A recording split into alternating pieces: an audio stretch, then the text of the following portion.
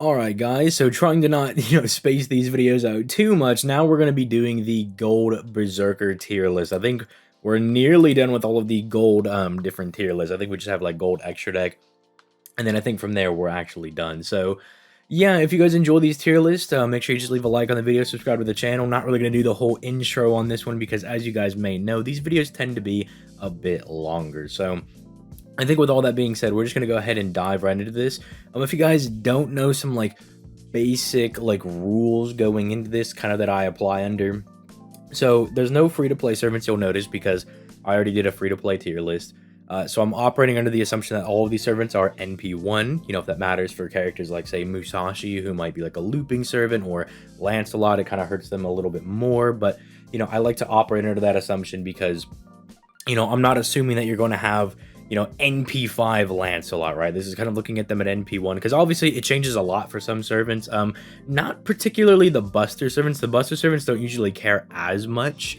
It's just more for like, say, like Lancelot, Frankenstein, Musashi. Like, it either makes them look even better because they can loop very effectively at NP1, or it makes them look actually not as good if they're not able to loop at NP1, right? So, but it's just kind of like a default assumption of them being an NP1, because I just think that's the most realistic way to look at the servant. I think I already mentioned the free-to-play ones are not going to be on here, and then I also give each of the servants like a letter grading. So as you can see, we have like our different tiers here, but you might notice that I might say a servant is B+, right? So they're going to be in B tier, but that plus, I'm kind of operating under the Fate version of like parameters and everything, where that B+ means that they might be like in A tier, right? I'm kind of like, I think they're either really, really top tier in B, or I think they're like kind of lower in A, right? But that's why I slap B+ on there, just because it's kind of like arguable where they should go. So I think with all of that set up, we can go ahead and start right off the bat with our boy Heracles, who is just an easy A+. I mean, if you've been playing this game for just any amount of time, you know what Heracles can do and why he's a really good servant. You might be surprised that he's not an S tier, but the only thing that really holds him back is the fact that his NP doesn't really do a whole lot, and that's kind of the only thing he's missing. I think if you buff the NP just to give it a little bit more damage, and then you maybe slap like a Buster down on the opponent, or you give him a bit more something to help out his soloing ability, like let's say a Pierce Invincibility, Pierce Defense, just something along those lines to kind of help him just be the best solo servant that he can be, because he already has a very strong attack buff, a decent crit buff. He has the 1 turn of evasion with a stackable guts that actually gives him a Buster buff every time it's procced. The reason that's important is because Herc has one of the more unique bond CEs in the game that gives him 3 extra guts. And so every time you pop one of those, you're going to be building up Buster damage. And so he does start to stack his Buster damage a lot, and he starts to hit very, very hard. I think, though, that is one thing that also kind of holds him back just a little bit, is that you need to get him to bond 10 to get that, to use him at his full power, because he's still fine even without his bond 10 CE, but he's like more comfortably in A tier. Like, I think he's debatably A+ because of how well he functions even at like NP1, with like how much damage he can output and just how durable and how much survivability this character has. And really the only thing that I think holds him back is just that his NP is a little whack. It's just a little weird that it doesn't really do a whole lot. I mean, it does lower defense, which is good. It just doesn't proc first to give him even more damage, which is unfortunate. But I think if they just buff his NP, I don't think there could be anything else they would do for him, right? Like, just slap something else on him that just helps him be a bit more of an effective solo servant, kind of like what they did with Yugioh Alter, and I think he's absolutely fine. So that's Heracles. Lancelot, he's a bit odd. I have him at B, and the reason I have him at B is Lancelot doesn't really do damage. He is quite the wet paper towel, especially at NP1. I know I've gotten comments and mentions on stream when people are like, oh man, you have NP5 Lancelot. Like, I'm super jelly because my Lancelot is NP1, and not only does he not clear things, he's not looping effectively because of that.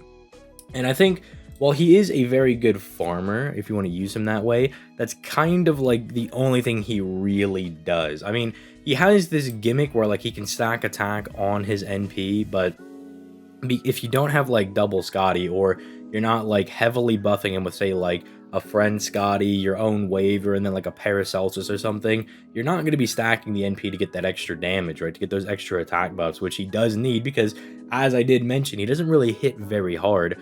And then outside of that, his skills are just very basic. Like he's got Starway, a 30% buff to his crit star generation rate, and then his third skill, if they were just both 3-turn buffs, he would be so insane. Now the crit damage is good. It's like a 50% crit damage buff for 3 turns.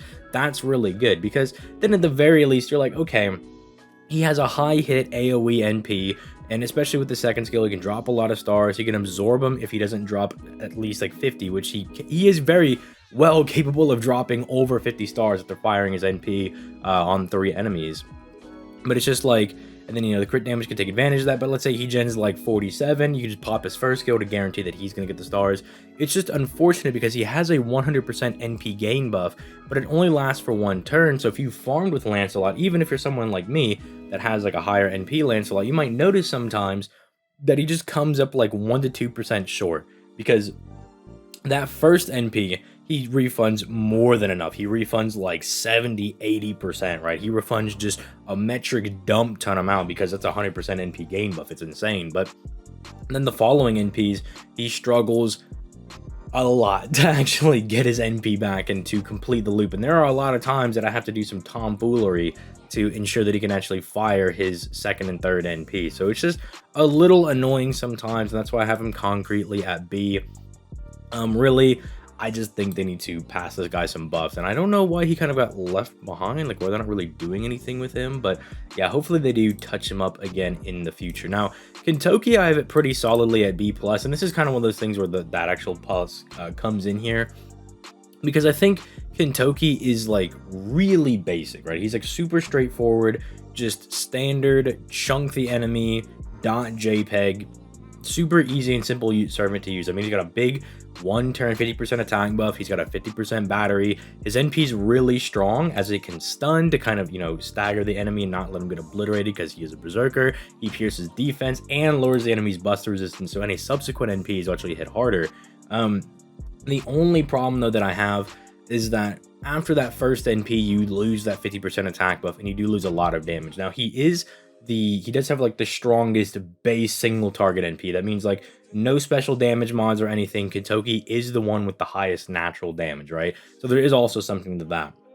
And with the rise of some of the weirder nodes on JP that have kind of been fading away, they've kind of been doing away with some of those weird like 1, 2, 3 nodes, or like you fight 3 enemies, then 1 enemy, then 2 enemies, or like those weird patterns where it's not just like 3, 3, 3s, right?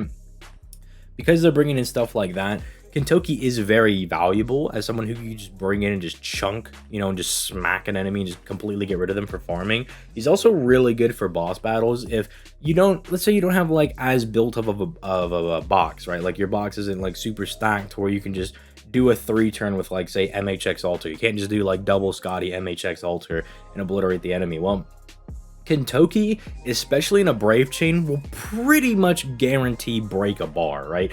He will pretty much guarantee you that he will crack the enemy's first break bar, first or second one, right? If you just need to bring him in, or if he's a closer, right? Like you've already been done like this hard, long fought out battle, and you know, you just have Kintoki at the very end. You know, you could just bring him in, 50% battery, 50% attack buff, smack the enemy, potentially stun them if you, for whatever reason, don't kill them. I don't know, maybe they were just a little extra beefy or something, but then he can also fire another NP if you can, you know, give it to him with like Koyan Sky or something. Just, I think he has some value. That's why I'm putting him at B+. He's very good for farming, very good for just not long sustained fights, but if your box isn't suitable to just use a lot of these 3-turn setups for a lot of these different bosses and whatnot, he's just very good for stuff like that.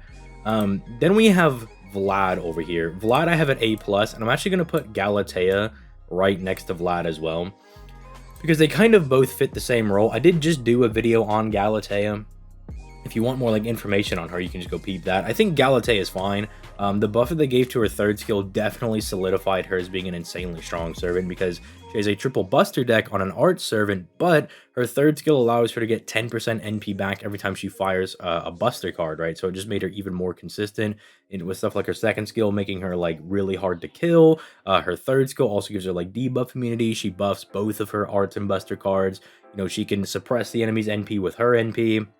As a 20% battery, just a lot of like really good stuff. But Vlad is also very good in his own right. He's kind of a more crit oriented version of Galatea, if you want to look at him that way. He has the same like NP control, except he does it on his first skill instead of the NP. He's a 30% battery and an NP gain buff instead of just having the 20% battery and the 10% per buster card, which I think now kind of evens it out a little bit, because now they both have two ways to kind of help their NP get back. He doesn't go into any card buffs. He just gives himself a 30% attack and defense buff for 3 turns. So not only is he a little more tanky, not as tanky as Galatea, but, you know, Galatea, you can whiff the two 100% defenses on, like, turn 1, and then you're just kind of exposed until your skill comes back. At least Vlad, the philosophy is like, well, you just have a consistent 30% defense to just kind of negate the damage a little bit. But then the 30% attack buff is good because he generally just wants to do big crits, because his NP drops just a whole bunch of stars and does some pretty decent damage. And then now, after its second buff, also lowers the enemy's arts resistance as well to make his subsequent arts cards hit even harder.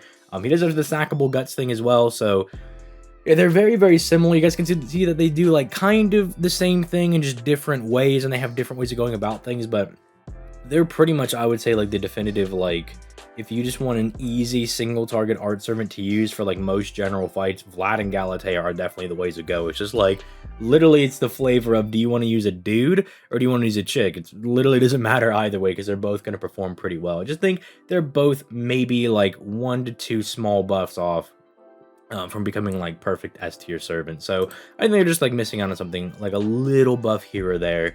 And then we have Tamamo Cat. I have her at C+. The weird thing is that, like, you know, I'm also going to go ahead and put Frank here as well while we're talking about it, because Frank I have at B+, right? And here's the reason. They both pretty much have, like, the same thing going on. They're both, like, pretty strong. Frank being a lot stronger than Tamamo Cat is, because Frank hits insanely hard because of her third and second skill. But they're both insanely strong. You can try to use them both for looping, but they both have this problem where they want to stun themselves on their NPs. And the reason, though, that I have Tamamo Cat lower is that Frankenstein not only hits way harder, Frank has an NP gain buff, so it makes her really easy for looping and everything. And so it's like, if you're going to use them for farming, like if you have to use them, you're going to need to bring people with like debuff cleanses and stuff to kind of get them to stop stunning themselves and stuff, right? Which can be a little annoying to try to deal with. But I know people can try to get it done. Tamamo Cat has a thing on her third skill where she gives herself a turn of debuff immunity. It's supposed to allow her to fire her NP a second time, because it's like, oh yeah, like I fired the first one, I tried to stun myself, but because I had debuff immunity, I was fine. I don't know why it's not 3 turns. That's the weirdest part. Or it's not like just 3 turns of stun immunity for 3 turns. You can use command codes to try to get around it as well, but that requires you to get the specific card in your chain to be able to negate it. I mean, if you want to do stuff like that, that's fine. If that's what you're relegated to doing, absolutely fine. But it's just, they kind of are both the same thing as AoE quick berserkers. I just think Frank is just quite a bit better because she does more damage, has the NP gain buff, so she can farm and loop a lot easier. I just find it more worthwhile to try to make Frankenstein work than Tamamo Cat. But then we're going to go ahead and look at Beowulf, who I also have a B+. You guys will notice that a lot of these berserkers are actually just pretty good after a lot of their more recent buffs. And Beowulf might be one of those servants that goes under the radar for a lot of people because nobody really likes to use Beowulf for whatever reason, but he's a very, very strong servant. He has a strong double buff on his first skill, which gives him an attack and NP damage buff, which, if you guys aren't aware, different damage types in FGO actually multiply into each other. They give you more damage than if you were to just give yourself like 2 big attack buffs, right? So it's better that he double buffs himself. He has a really good like 1-turn crit skill, right? That gives him like stars, star weight, and big crit damage.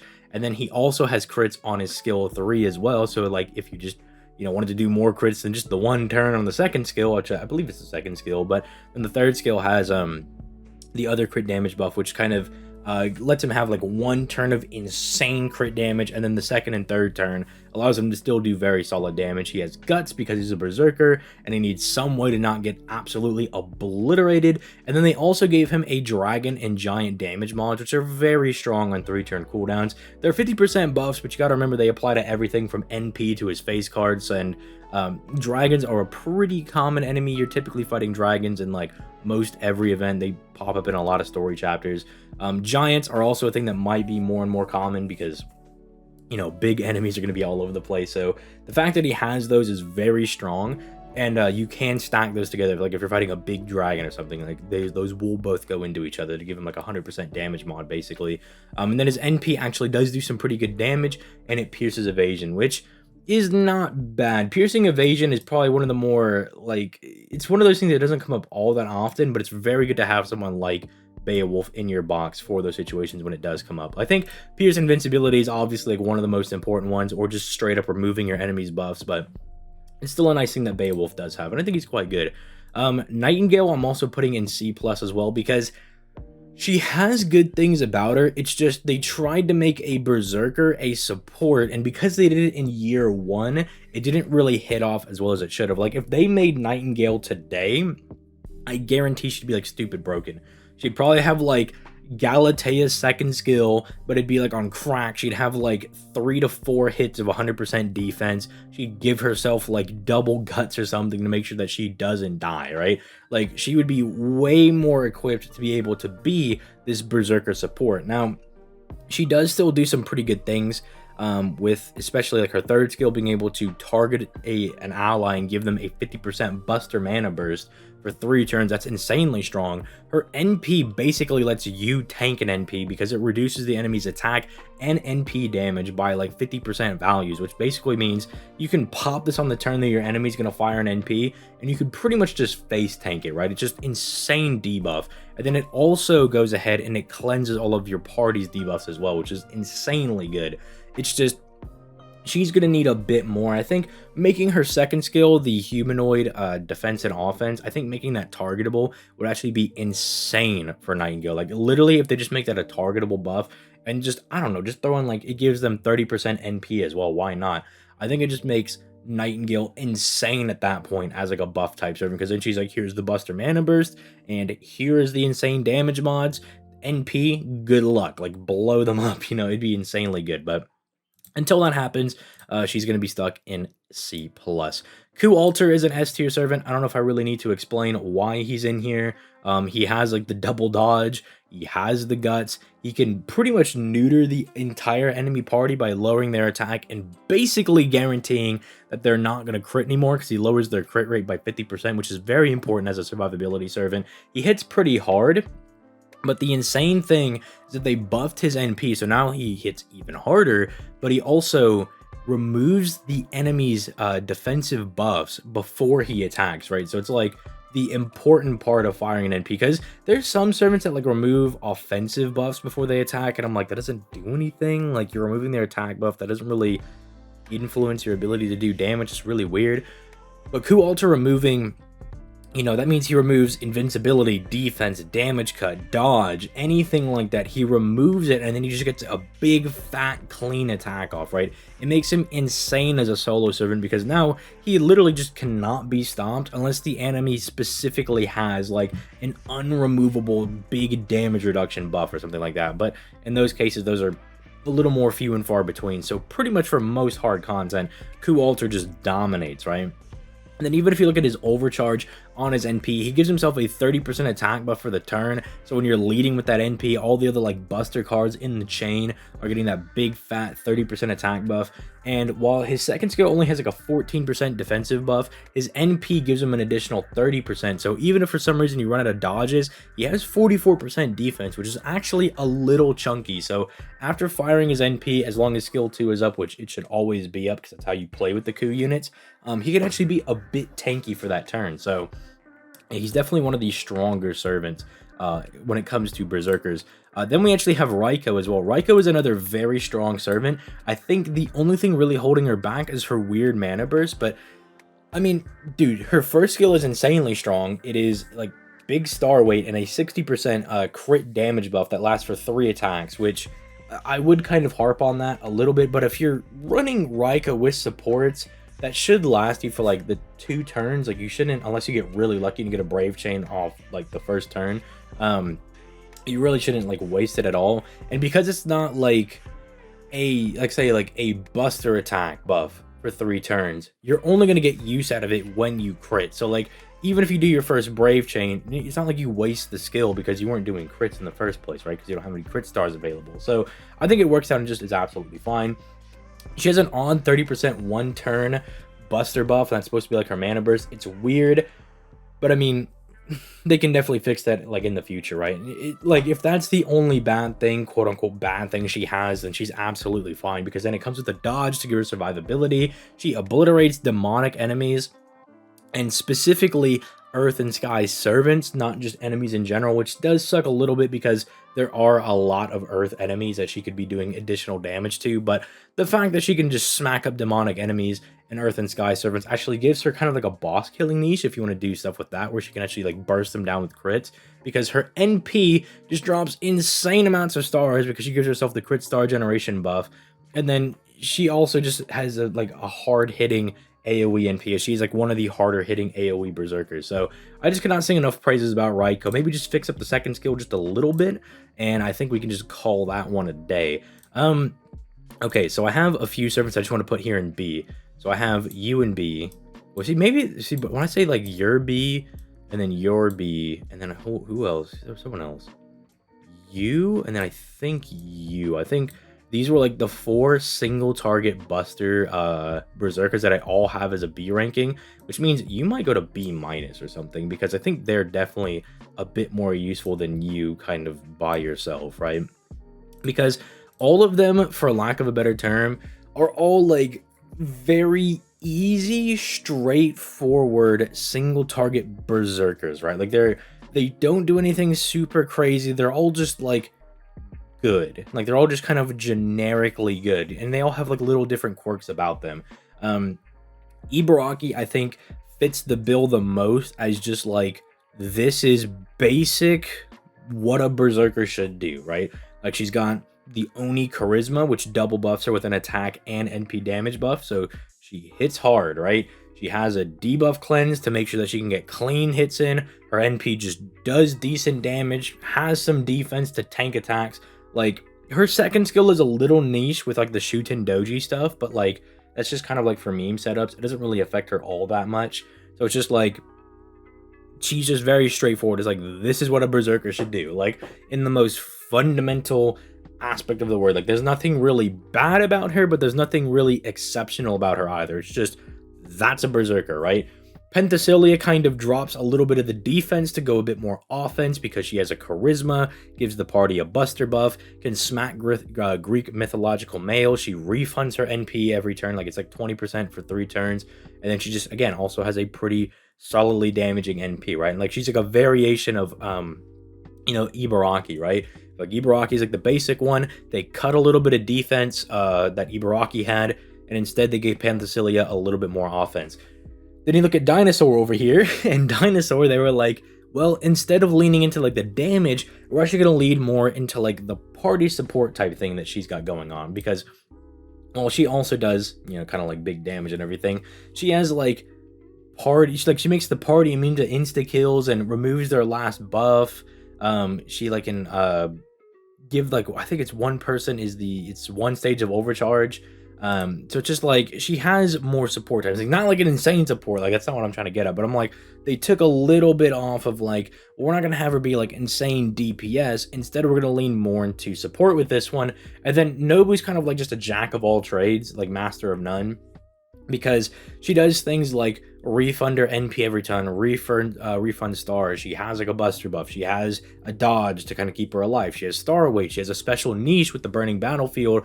It's just all a little weird. You can get it to work. And I mean, Nobu's such a wacky servant that like, you can refund NP with her Buster cards because her NP gain is high enough, and her hits on the her Buster cards are high enough as well, that you can refund NP back with her Buster cards, right? It's kind of like a Skahawk thing.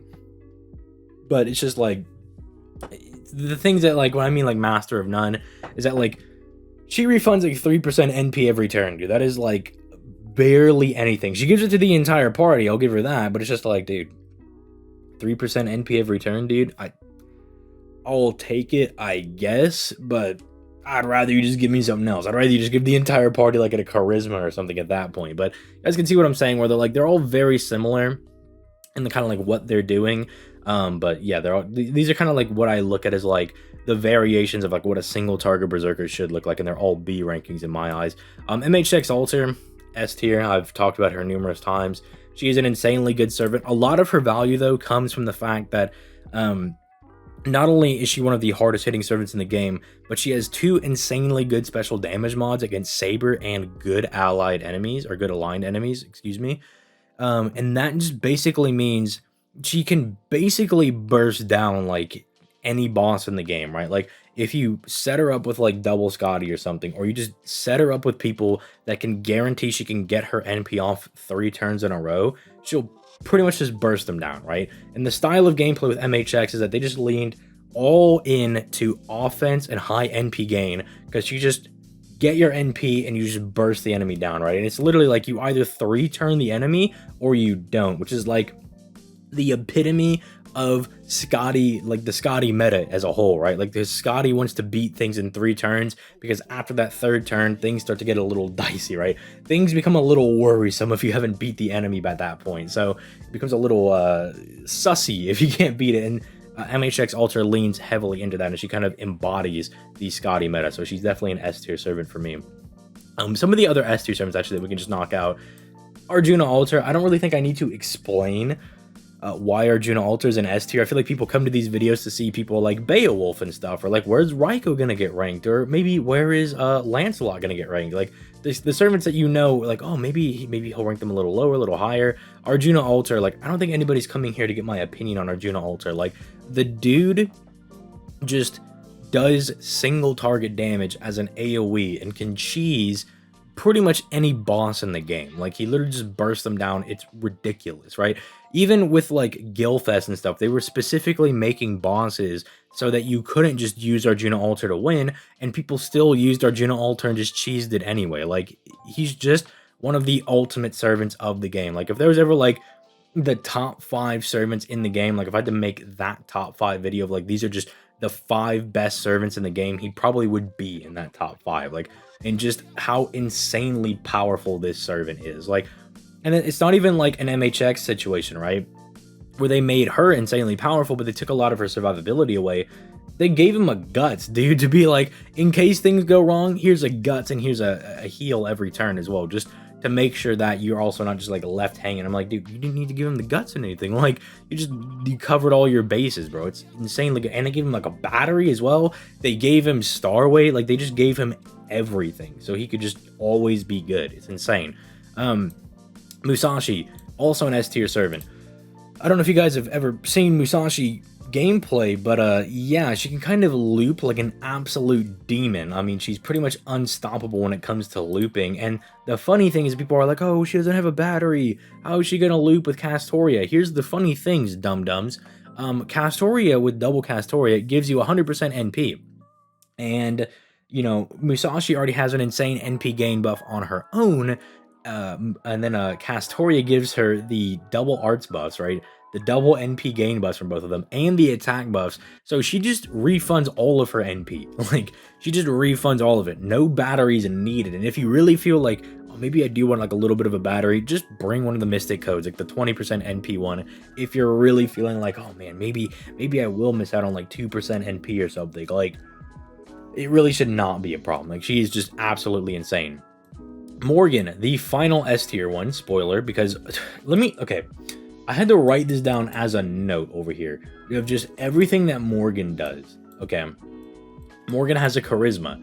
She charges the party's NP. She lowers all enemies' defense. She drops stars. She crits. She has her own star weight. She has guts. She lowers the enemy's attack, their critical attack rate. She can give an ally 20% NP and then buff the entire party's NP gain. She obliterates Round Table or Fey, because that is an or special damage mod, it's not both. But then she also has a man attribute special damage mod, which is a very broad and big special damage one to have. And she overcharges the party's NP. And on top of all of that, she also curses on her NP just in case cursing becomes a niche. Like, does she do enough? Like, is there anything else they wanted Morgan to do? Like, I don't know, like, give her her own buster buff, but she doesn't really need that either. Like, she's so insane. And especially that last thing, the overcharging party's NP, it allows for so many, like, degenerate stall strategies where just the enemy cannot obliterate you. Like, I know when the memorial quest for Demeter came around and I was like, I don't know how I'm gonna beat this, and then I was like, oh wait, I have Merlin, Morgan, and Castoria. I can just stall the enemy to death, and they literally cannot kill me. Morgan is over here just obliterating the enemy, just shelling them with damage, but then they can't even touch her, right? Because Morgan is over here just overcharging you know, Castoria and Merlin's NP, so they're getting all this health, they're refunding their NP all over the place, they have like 4 hits of solemn defense, and they just can't be touched, right? And then meanwhile, Morgan, being a berserker with her own like crits and everything, plus like Merlin's 3rd skill, is just smacking the boss over the head and bending him over backwards. So she's pretty insanely good, right? Like, I think she's pretty good. I think next, I'm going to cover the 2 that I think I have in A tier, and that would be Sei and Bryn, the 2 of the newer, what do I want to say? The summer servants. Yeah, I was like, what are they called? Summer? I was like, yeah, that's what they're called. So, Bryn's first.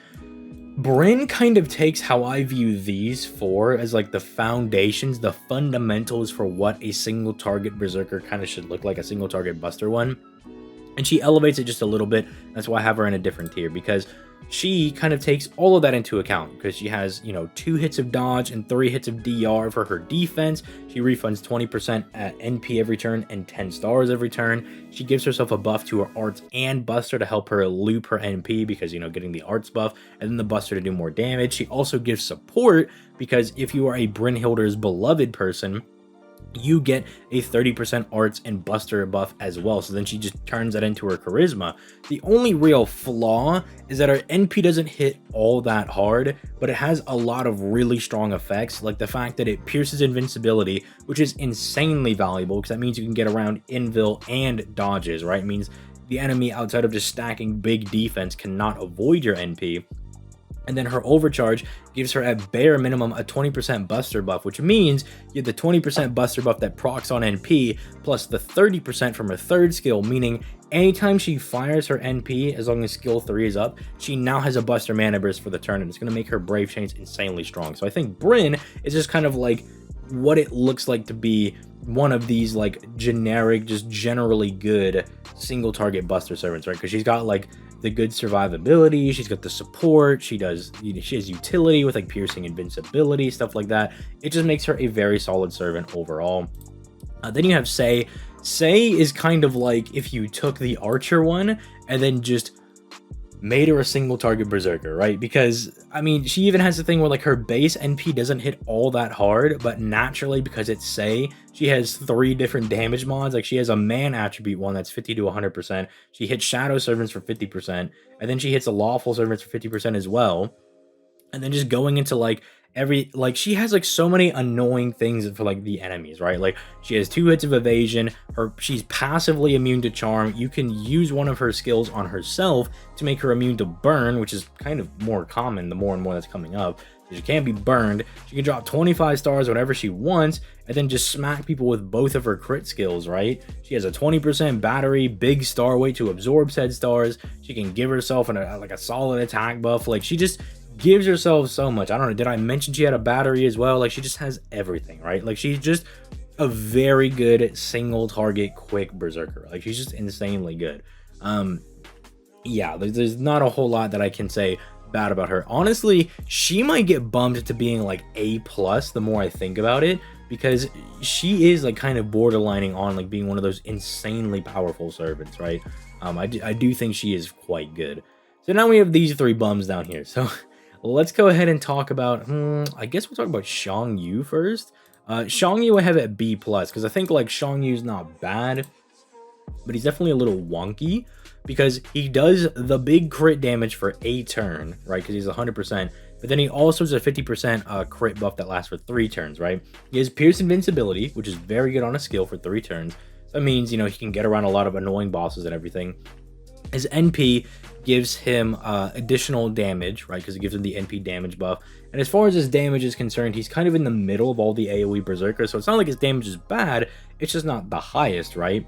But he has a dodge to keep himself alive as well. And, you know, he refunds stars every turn.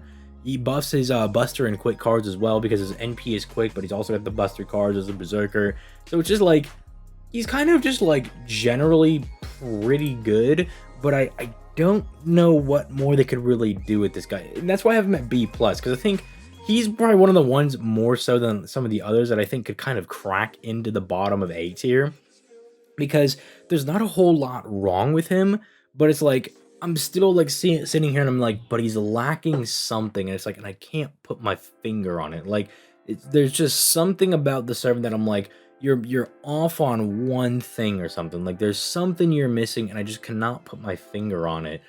Because he's already doing, generally got some very good offensive stuff. Like, he's got the card buffs, he's got the dodge to keep himself alive. They split his crit damage into 2 different skills, so you could do really big crit damage one turn, and then just decent crits the other turn with the 50%. It's just a matter of me trying to pinpoint what I think this character is missing, right? And I'm trying to think about it. I'm like, maybe it might be like some more survivability or something, right? To make him a bit tankier. I'm not sure, but I know that I have him in like this B+ A- slot, because like I do think he's very good. I think he's very undervalued. It's just kind of thinking about what that last thing is that he needs. Atalanta, pretty solid, just B servant. Like, I think she's just generally very strong. I don't think she's got anything particularly insane about her, but I think she's pretty good just generally. Her NP's a little bit on the weaker side, but she has a little bit of a, not a niche, but what is it? Support into it, because she seals the enemy's NP when she fires it. So that's kind of good. It gives her a little bit of survivability by kind of limiting when the enemy can fire their NP. She's just kind of standard, right? Like, because, you know, she drops stars, has star weight, she can do Buster crit damage, she has another crit damage buff in case you just don't want to only do Buster crits. She has a dodge to keep herself alive. The only thing that people kind of go crazy about is that she has a 50% party-wide quick mana burst that lasts for a turn. The thing that I don't really go crazy about that for is that generally you're using her with double Scotty, because that's the best way to make Atalanta function, because she can struggle a little bit to get her NP back. So she can struggle with that, so you're generally running her with double Scotty, and your other 2 Scotties really don't care if they get a quick mana burst, because, like, unless you're turning Scotty into your DPS, they're not really going to do anything with that. So it allows her to have some niche setups with other quick, you know, offensive servants, but it's more than likely never really going to come up for you unless you're trying to just kind of do a fun strategy, because otherwise you're just going to use double Scotty, which is just the way to go about it. It's just the correct way to do it if you want to be the most quote-unquote effective, right? But yeah, I don't know. It's just weird, that skill. I don't know why they particularly gave it to her, but it does allow some niche things that you can do. So I kind of give it to her there, but not really going to come up all that often. It's still very good that she does have a 50% mana burst, though. Like, at the very end of the day, it is good that she does at least have that. Then finally we close out with her boy Toshizo, who I also have in B. Hijikata is a bit better than people give him credit for.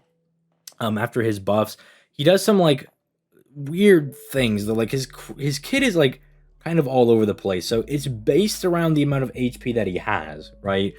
Because he gets more crit damage on his 3rd skill, and his NP does more damage depending on how much HP he has left.